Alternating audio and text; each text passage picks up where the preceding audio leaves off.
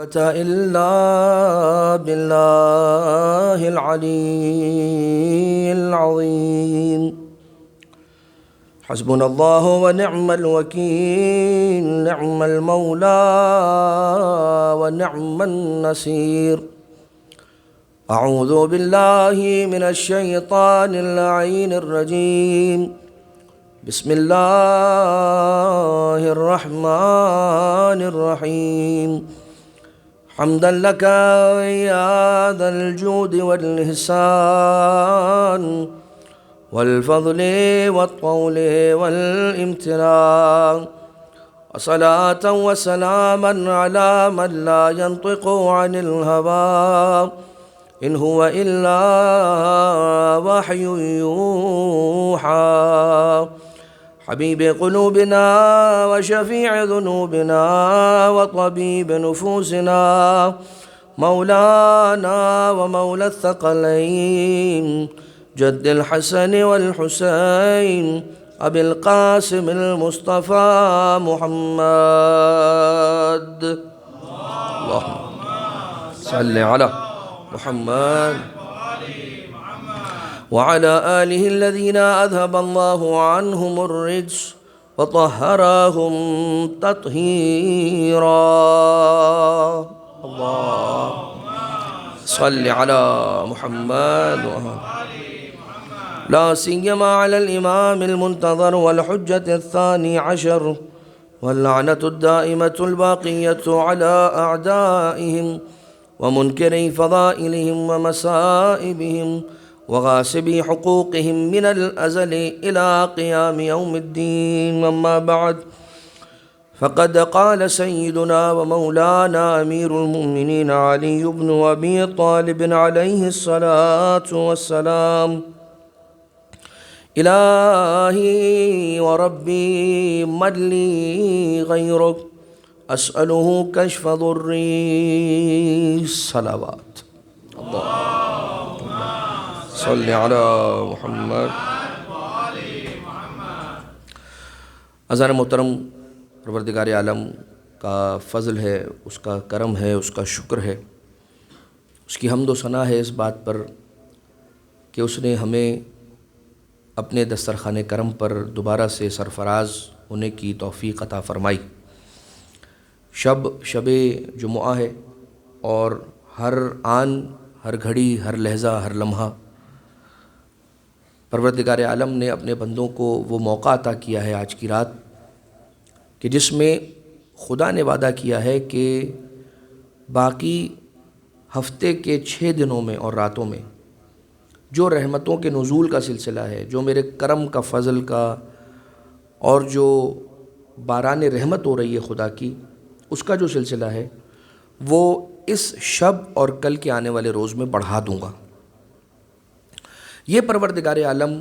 کیوں کرنا چاہتا ہے اور کیوں رب ذوالجلال عطا کرنا چاہتا ہے؟ اپنے بندوں کو عام دنوں سے زیادہ ایک دن خدا نے ہفتے کا ایسا رکھا ہے کہ جس میں پروردگار عالم نے یہ کہا ہے اور وعدہ کیا ہے کہ جو میں 6 دنوں میں دیتا ہوں اس سے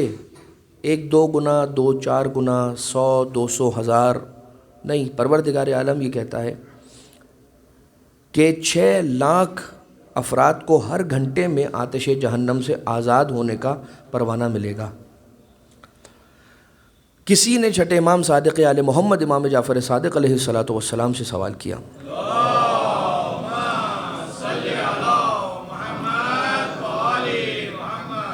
کہ مولا، پروردگار عالم نے جو یہاں پر اس عدد کو بیان کیا ہے، اس سے مراد کیا ہے؟ سرکار فرماتے ہیں کثرت مراد ہے، کہ کثرت اتنی زیادہ پروردگار مغفرت اپنی بانٹ رہا ہے، معافی کو تقسیم کر رہا ہے، اپنے بندوں کو معاف کر رہا ہے آج کی رات میں اور کل کے دن میں، کہ چھٹے امام علیہ السلام سے جب کسی پوچھنے والے نے پوچھا کہ شب و روز جمعہ کا حق کیا ہے، کیا ڈیزرو کرتا ہے شب جمعہ ہم سے کہ ہم اسے دیں، روز جمعہ ہم سے کیا مانگتی ہے کہ ہم اسے دیں، یہ اس کا حق ہے، اسے ملنا چاہیے. امام نے فرمایا کہ اتنا سمجھ لو کہ جس دن میں، جس شب میں خدا تعالیٰ عام نیکیوں کو تمہیں بڑھا کے اجر اور ثواب عطا کرتا ہے، تو یہ بات یاد رکھنا اور خبردار رہنا کہ عام دنوں میں جو تم سے خطائیں ہوں گی اس کے مقابلے میں جو اس شب اور اس دن میں خطا ہو جائے گی اس کا پروردگار عالم کی طرف سے ملنے والا جو خمیازہ اور اس کی سزا ہوگی وہ بھی کئی گنا ہوگی۔ لہٰذا اس حق امام کی حدیث ہے، باقاعدہ سرکار نے فرمایا کہ خبردار آگاہ ہو جاؤ شب و روز جمعہ کے حق کے بارے میں۔ تو پوچھنے والے نے پوچھا مولا اس کا حق کیا ہے؟ امام علیہ السلام نے فرمایا کہ کم سے کم اس کا حق یہ ہے کہ اس شب میں اور اس روز میں خدا تعالیٰ کی معصیت سے اپنے آپ کو بچاؤ۔ وہ حدیثیں آپ نے سنی ہے کہ جس حدیث کے اندر امام علیہ السلام نے یہ فرمایا ہے کہ ان گھڑیوں میں، ان ساعتوں میں، ان گھنٹوں میں جو سمندر کی مچھلیاں ہیں وہ بھی سطح آب پر آ جاتی ہیں، وہ پانی کی سرفیس کی طرف آ جاتی ہیں کہ وہ رحمت کے جو اہل زمین کو پروردگار عالم آج نصیب کر رہا ہے وہ اہل آب جو پانی والے ہیں ان کو بھی نصیب ہو جائے۔ اب آ جائیے، چونکہ ایصال ثواب کا بھی عنوان ہے اور ایصال ثواب کے لیے ذکر محمد و آل محمد علیہ السلام سے بہتر کوئی شے ہمارے پاس نہیں ہے۔ قرآن کریم کی تلاوت کر کے ہدیہ کیا جائے، نیکی اور خیرات اور صدقہ کر کے ہدیہ کیا جائے، یا یہ ہے کہ محمد و آل محمد علیہ السلام کا ذکر کیا جائے کہ جس کا ریوارڈ پروردگار عالم کی بارگاہ سے اتنا ملتا ہے کہ آپ یہ سمجھ لیجئے کہ جناب حمزہ اور جناب جعفر طیار اور جناب حمزہ علیہم السلام رسالت مآب کے خواب میں تشریف لائے۔ رسول نے اپنا خواب بیان کیا ہے۔ اب یہ خواب رسول اکرم کا ہے، یعنی ایک رسول، ایک نبی ہے حضرت ابراہیم علیہ السلام، خواب میں آیا بیٹے کو ذبح کر رہے ہیں تو لے گئے بیٹے کو ذبح کرنے کے لیے خنجر اٹھا کے، اس لیے کہ نبی کا خواب ہے، اس لیے کہ کوئی معمولی بات نہیں ہے۔ اور یہ خاتم المرسلین، خاتم الانبیاء اور خیر البریہ، خیر البشر رسول اکرم کا خواب ہے، تو یہ بھی کوئی معمولی بات نہیں ہے۔ رسول نے خواب میں دیکھا اور جناب حمزہ اور جناب جعفر کو ایک بلند مقام پر پایا اور یہ سوال کیا کہ اے حمزہ و جعفر، آپ پر خدا کا سلام ہو، یہ بتائیے اتنا ہائیلی ایگزالٹڈ اینڈ ایلیویٹڈ مقام جو آپ کو پروردگار عالم نے عطا کیا ہے، تو آپ کا کون سا ایسا کام تھا کہ جس کی وجہ سے پروردگار عالم نے آپ کو یہ مقام اتنا بلند عطا کی؟ تو جناب حمزہ و جعفر یک زبان ہو کر یہ فرماتے ہیں کہ ہمارے 3 ایسے کام تھے کہ جن کاموں کی وجہ سے پروردگار عالم نے ہمیں یہ بلند مرتبہ اور رتبہ عطا کیا ہے آخرت میں، محشر میں، جنت الفردوس میں۔ اور ان میں پہلا کیا ہے؟ الصلاۃ علیک یا رسول اللہ، اے نبی اکرم ہم آپ پر کثرت کے ساتھ درود بھیجا کرتے تھے۔ اللہم صلی علی محمد۔ دوسرا کام سقی الماء، پانی پلایا کرتے تھے، پیاسوں کو پانی پلایا کرتے تھے۔ اور تیسرا کام جو ہم کرتے تھے وہ یہ تھا حب علی ابن ابی طالب، علی کی محبت کو اپنے دلوں میں سجائے ہوئے رہتے تھے۔ یہ 3 کام وہ تھے کہ جن کی وجہ سے پروردگار عالم نے ہمیں وہ موقع عطا کیا اور وہ مقام عطا کیا کہ جو مقام عطا کیا۔ اب آپ یہ دیکھیے، میں جو آپ کی خدمت میں عرض کر رہا ہوں کہ فرش عزا کو ایصال ثواب کے طور پر بچھانے کا جو اجر ہے یہ مرحوم کی بارگاہ میں پہنچتا ہے اور مرحوم کے پاس پہنچتا ہے۔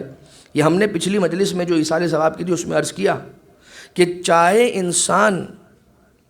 کسی حیوان کو کہ جو بھوکا ہو، پیاسا ہو، اسے پانی پلا دے، اسے کھانا کھلا دے، تو وہ نیت یہ کرے، ایک بوٹی بھی اگر اسے کھلا رہا ہے، ایک چارہ بھی اگر اسے کھلا رہا ہے،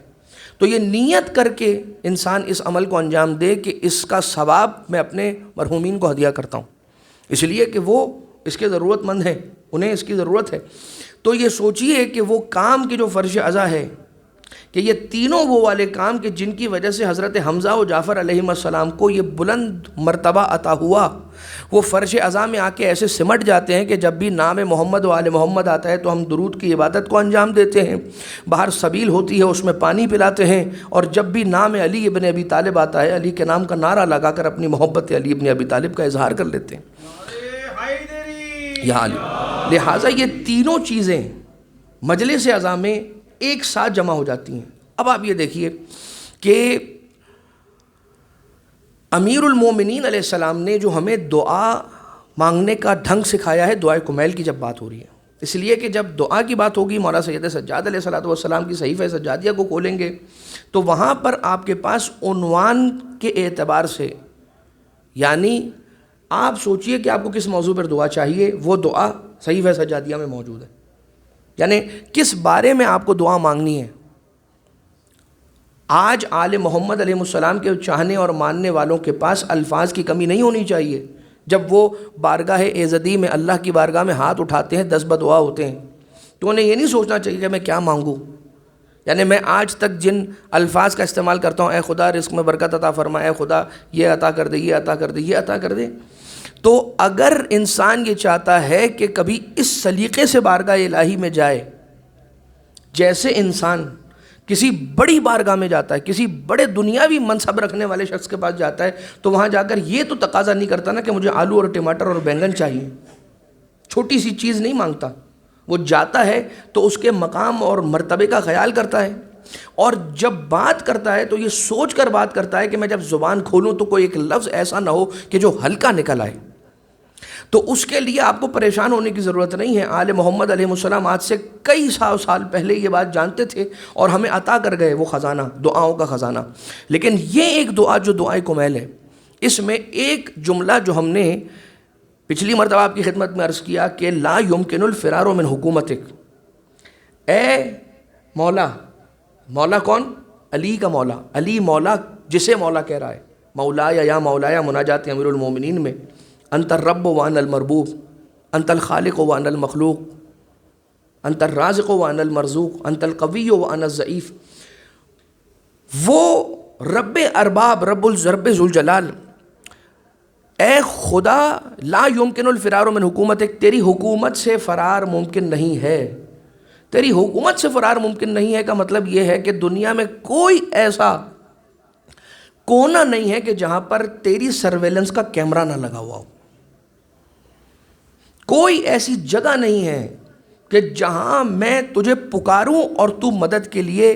انتظام نہ کر سکے. دنیا میں کئی ایسی جگہ ہوتی ہیں جہاں پر انسان جاتا ہے اور دیکھتا ہے اوہ یہاں پر تو نیٹ ورک نہیں ہے، اب میں گھر والوں سے کیسے کانٹیکٹ میں آؤں گا، مجھے کمیونیکیٹ کرنا ہے، میں کیسے کمیونیکیٹ کروں گا. کہ انسان ڈیڈ اینڈ میں آ جاتا ہے، ایک ایسے بلائنڈ سیکٹر میں آ جاتا ہے کہ جہاں پر اس کے پاس سروس نہیں ہوتی. یہاں خدا تعالیٰ کا کیس ایسا نہیں ہے، جہاں جاؤ گے اسے پاؤ گے. ہم غافل ہو سکتے ہیں اس سے، وہ ہم سے کبھی غافل نہیں ہے. ایک عجیب روایت ہے امام رضا علیہ الصلوۃ والسلام سرکار کی، ضرور بھیجے مولا کی ذات پر.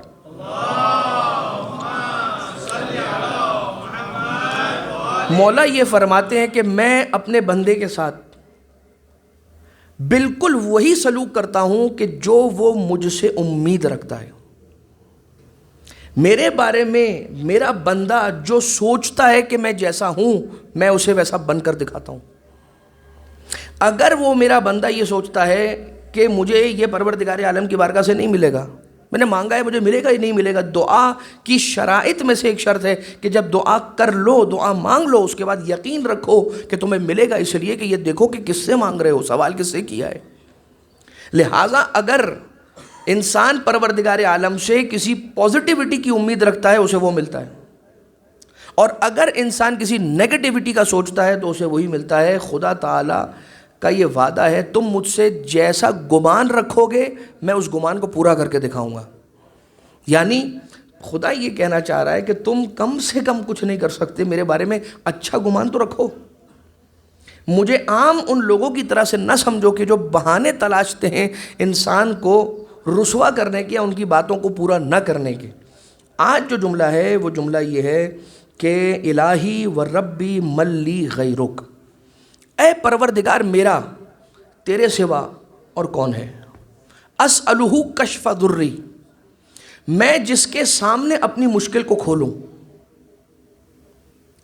الہی و ربی ملی غیرک، اے خدا میرا تیرے سوا اور کون ہے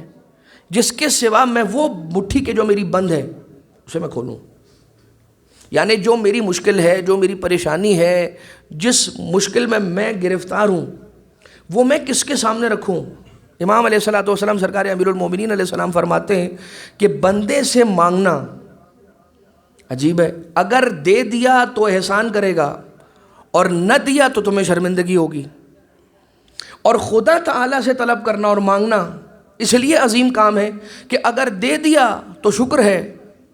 اور نہیں دیا تو اس بات پر شکر ہے کہ پروردگار تو جانتا تھا کہ یہ میرے لیے اچھا نہیں ہے، اس لیے تو نے وہ مجھے عطا نہیں کیا، ذرا شکر. یعنی رب ذوالجلال سے طلب کرنے پہ ملا تو بھی شکر ہے، نہیں ملا تو بھی شکر ہے کہ اے خدا میں جانتا نہیں تھا کہ میں اپنے لیے آگ مانگ رہا ہوں، اچھا کیا تو نے مجھے نہیں دیا، اس لیے کہ جو علم تو جانتا ہے وہ میرے پاس نہیں ہے۔ الہی و ربی من لی غیرک۔ اب من لی غیرک جیسے ہم نے پچھلے ہفتے آپ کی خدمت میں عرض کیا تھا کہ ہم اس ہفتے یعنی کہ آج کی شب آپ کی خدمت میں کچھ ذکر خدا کے اعتبار سے مثالیں پیش کریں گے۔ اب سب سے پہلی بات کہ ذکر خدا، ذکر ہے کیا؟ ذکر یعنی کہ یاد رکھنا، پروردگار عالم کو ہر مقام پر، ہر موقع پر، ہر موڑ پر اسے یاد رکھنا، یعنی سوچنا کہ یہ کام کرنے سے وہ راضی ہوتا ہے یا راضی نہیں ہوتا۔ اب سوال یہ ہے کہ ہمارے پاس بہت ساری ایسی حدیثیں ہیں، بہت ساری ایسی آیتیں ہیں کہ جن میں خدا یہ کہتا ہے کہ تم کو ایسا کام کیوں نہیں کرتے کہ جس سے خدا خوش ہو، تم ایسا کام کیوں کرتے ہو جس سے خدا غضبناک ہو۔ اب خدا ہنستا ہے؟ نہیں۔ خدا مسکراتا ہے؟ نہیں۔ خدا غضبناک ہوتا ہے تو اس کی آنکھیں باہر آ جاتی ہیں، نعوذ باللہ من ذالک۔ خدا جسم و جسمانیت سے ماورا ہے، یعنی وہ اتنا بلند ہے، اتنا سبحان ہے رب کی ذات کہ پروردگار عالم کو اپنے غضب کے اظہار کے لیے ایک جسم کی ضرورت نہیں ہے، ہمیں ہے۔ ہم اگر ایک آئیڈل فیس اور بغیر جیسچر کا فیس بنا کے کسی کے سامنے بیٹھ جائے، کسی نے بہت زبردست اچھا سا جوک کریک کیا، حلال جوک کی بات ہو رہی ہے، اور میں نے اس پر بالکل کوئی ری ایکشن نہیں دیا، بالکل یوں سٹل،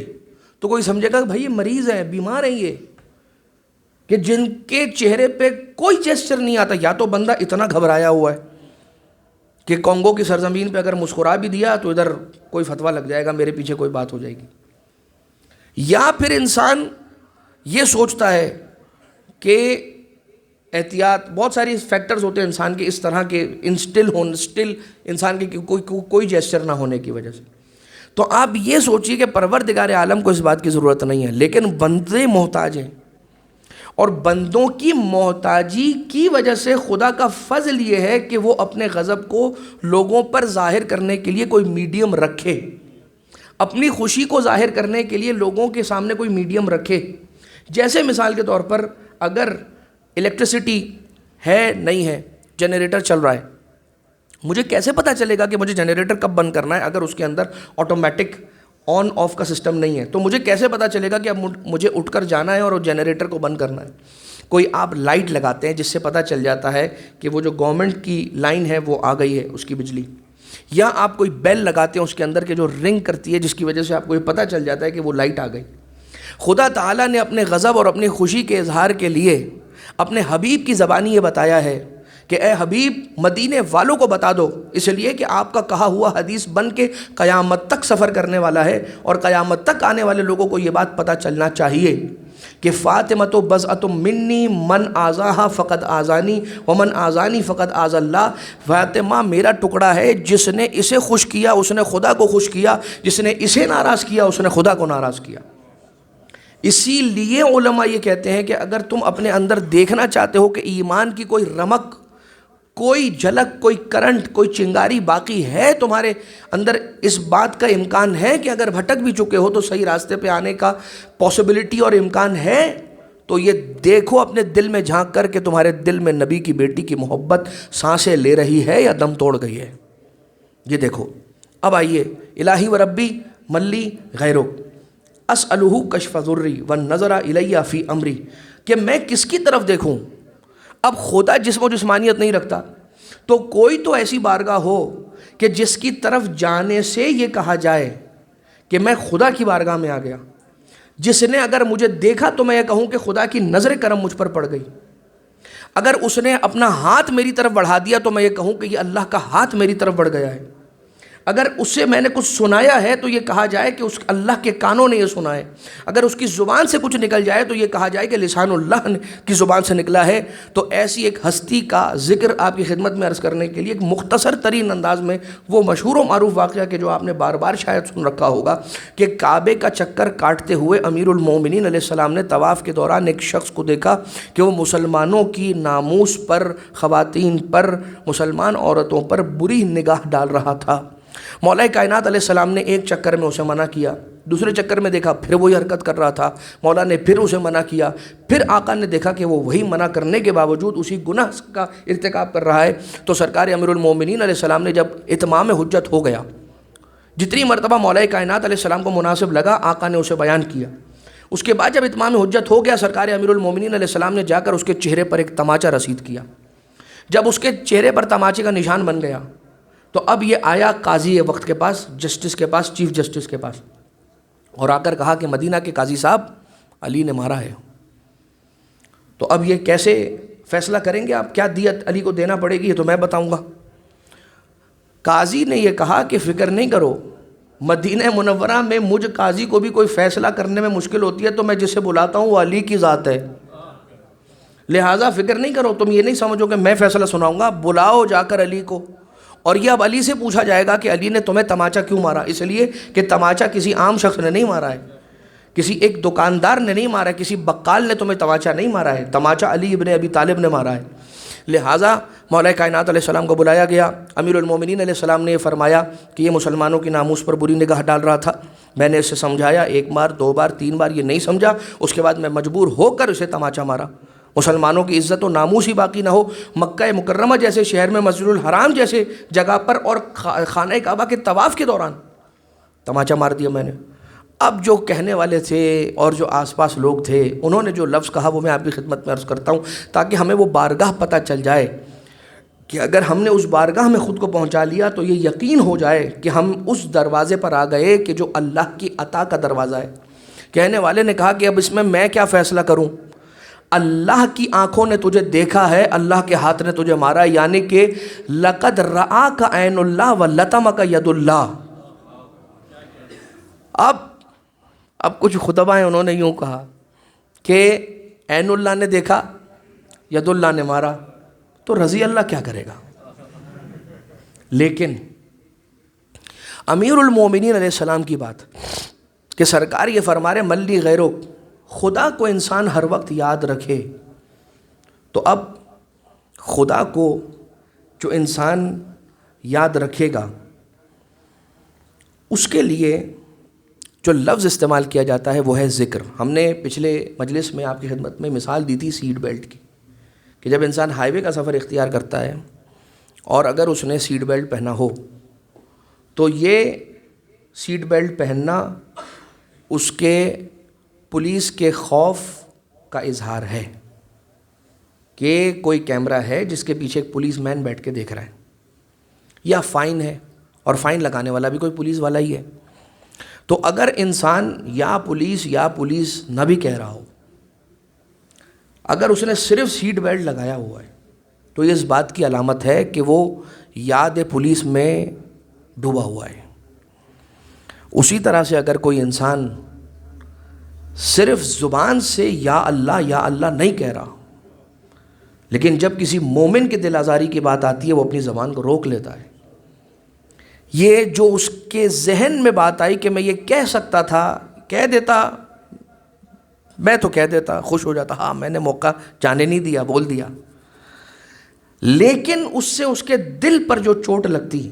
اس سے خدا ناراض ہو جاتا، میں نے خدا کو یاد رکھا، یہ ذکر خدا۔ اسی طرح سے ڈھیروں مال پڑا ہے کسی کی امانت میرے پاس، 1 روپیہ بھی اس میں سے نکال لینا، انسان کہے کیوں، ضرورت کیا ہے نکالنے کی، مجھے وہ دینے والا وہی ذات ہے، جس نے اسے دیا ہے وہی مجھے بھی عطا کرے گا، اس سے زیادہ دے گا، اس کے خزانے میں کوئی کمی تھوڑی ہے۔ تو یہ جو عمل تھا اس کا جس سے وہ رک گیا، اس نے اپنے آپ کو روکا، یہ یا اللہ، سبحان اللہ، الحمدللہ، لا الہ الا اللہ نہیں کہہ رہا ہے، مگر اس کا عمل بتا رہا ہے کہ خدا کی یاد میں ہے، کہ خدا کی یاد میں۔ بالکل اسی طرح سے ایک ذکر ہے جو زبان کا ذکر ہے، جو سبحان اللہ، الحمدللہ، لا الہ الا اللہ، لیکن اذکار میں جو ذکر لسانی ہے، اس لیے کہ ایک کتاب کے اندر علماء کرام سے نقل ہونے والا ایک حدیث کہہ لیجئے یا اسی طرح کا ایک پیراگراف ہے کہ میزان الحکمہ میں، کتاب کا نام ہے میزان الحکمہ، آغا رئی شہری نے اس کتاب کو کمپائل کیا ہے اور اس کے اندر ٹاپک وائز حدیثوں کو لکھا ہے، اس میں ذکر کے ٹاپک میں انہوں نے یہ حدیثیں لکھی ہیں۔ ان میں یہ کہتے ہیں کہ کچھ علماء یہ بیان کرتے ہیں کہ ذکر لسانی کیا ہے؟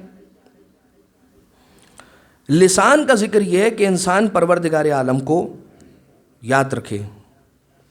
الحمد والثنا، حمد کے ذریعے سے اور ثنا کے ذریعے سے خدا کو یاد رکھے۔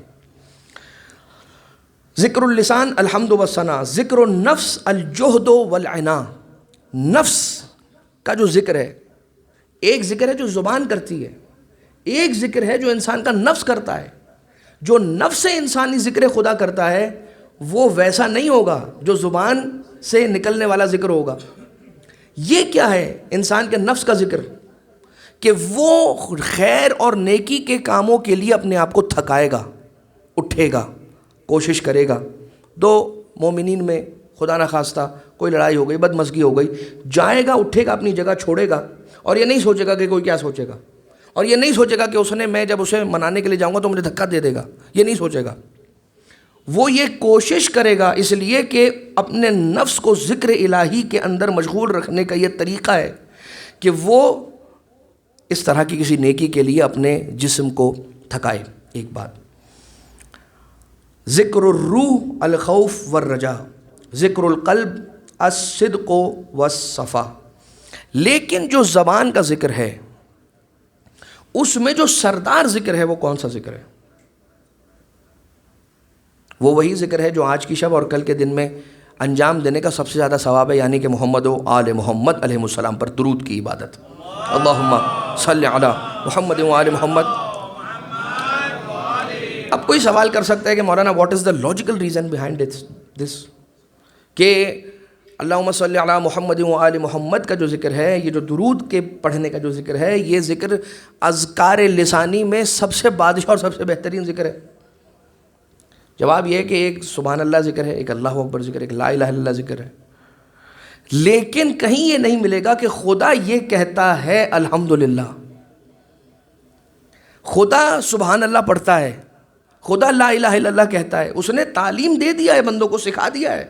مگر وہ خود اس کام کو انجام نہیں دیتا۔ مگر جب درود کی عبادت کی بات آتی ہے تو قرآن کی آیت گواہ ہے کہ وہ کہتی ہوئی دکھائی دیتی ہے، ان اللہ و ملائکتہ یصلون علی النبی۔ لہٰذا ایک ذکر جو ذکر لسانی کے اعتبار سے ہے، ایک ایسا ذکر ہے کہ جو خدا تعالیٰ کے غضب کو ٹھنڈا کرتا ہے، تسکین الغضب الالہی، وہ امان من الفقر، اور انسان کو فقر اور فاقے اور تنگ دستی اور پاکٹ کے خالی ہو جانے سے بچاتا ہے ایک ذکر۔ اور وہی ذکر وہ ہے کہ جو کنز من کنوز الجنہ، جنت کے چھپے ہوئے خزانوں میں سے ایک خزانہ ہے، اور وہ ذکر ہے لا حول ولا قوت الا باللہ العلی العظیم۔ چاہے لا حول ولا قوت الا باللہ کہیں، چاہے لا حول ولا قوت الا باللہ العلی العظیم کہیں، علی العظیم کے ساتھ کہیں تو زیادہ اس کا اثر اور اس کا فائدہ اور اس کا ثواب بڑھ جاتا ہے۔ اور سرکار ابا عبداللہ الحسین علیہ الصلوۃ والسلام نے اسی ذکر کو، اللہم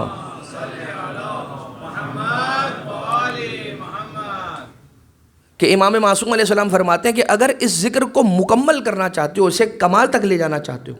تو یہ کہا کرو سبحان اللہ والحمد للہ